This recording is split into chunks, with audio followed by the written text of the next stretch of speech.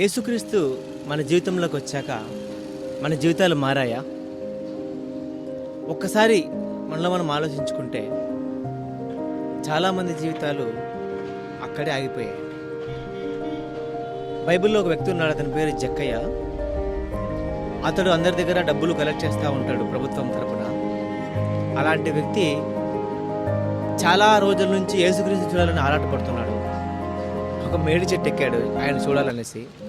ఆయన దగ్గరికి యేసుక్రీస్తు వచ్చాడు. వచ్చి జక్కయ్య త్వరగా దిగు, నీ దగ్గరికి వస్తున్నాను అంటాడు. నీ ఇంట్లో భోజనం చేయాలని చెప్తాడు.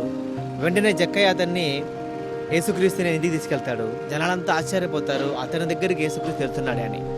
యేసుక్రీస్తు జక్కయ్య వాళ్ళ ఇంటికి లోపలికి వెళ్ళడంతోనే జక్కయ్య, ప్రభువా, నేను ఎవరి దగ్గర అయితే అన్యాయంగా తీసుకున్నానో వాళ్ళకి నేను డబ్బులు ఇచ్చేస్తాను, రెండింతలు ఇచ్చేస్తాను, బీదలకు సాయం చేస్తాను అని చెప్పేసి ఒకదాని కూడా చెప్తానే ఉంటాడు.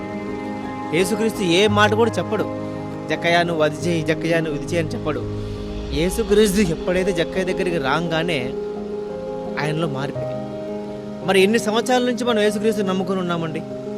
ఎన్నేళ్ల నుంచి మన మనసులో యేసుక్రీస్తున్నాడండి? మనలో మార్పు ఉందా? మనం ఎవరికైనా అన్యాయం చేసింటే వాడి దగ్గర పోయి క్షమాపణ చెప్పి తిరిగి చెల్లించామా? ఎవరి దగ్గరైనా మనకు గొడవలు ఉంటే వాడి దగ్గర పోయి సమాధాన పడ్డామా? అసలు క్రీస్తు నమ్మకం ముందు, నమ్మిన తర్వాత మన జీవితంలో ఏదైనా మార్పు ఉందా? మార్పు లేకపోతే నువ్వు యేసుక్రీస్తుని నమ్మనట్టే లెక్క. దయచేసి క్రీస్తుని నీ ద్వారా చూపించాలంటే ముందు నువ్వు మారాలి. ఆ మార్పును చూపించినప్పుడే ఆ రోజు జక్కయ్యలాగా నువ్వు కూడా అన్యాయం చేసిన వారికి తిరిగి నువ్వు చెల్లిస్తావు, అక్రమం వేసిన వాళ్ళ దగ్గర తిరిగి నువ్వు చెల్లిస్తావు. సో క్రీస్తుకు మాదిరిగా జీవిద్దాం, క్రీస్తుని లోకానికి చూపిద్దాం.